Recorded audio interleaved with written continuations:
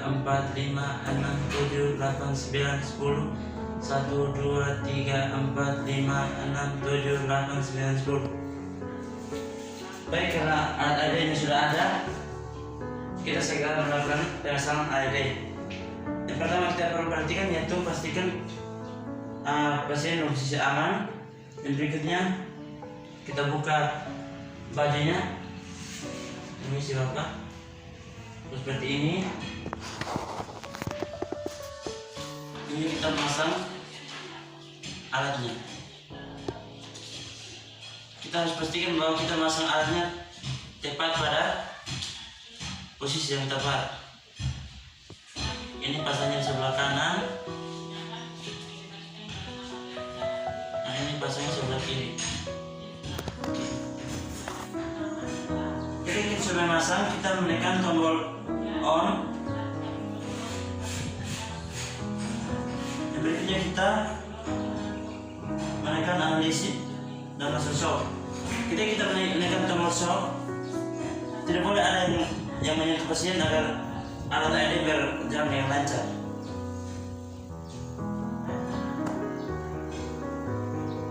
Oke, jika selesai melakukan pemasangan AED, kita membuka alat tersebut dan memakai kode wajah pasien. Berikutnya kita mengecek nadi karotis. Jika terdapat, kita hentikan tindakan. Dan berikutnya kita melakukan posisi recovery position pada pasien. Dan cara seperti ini.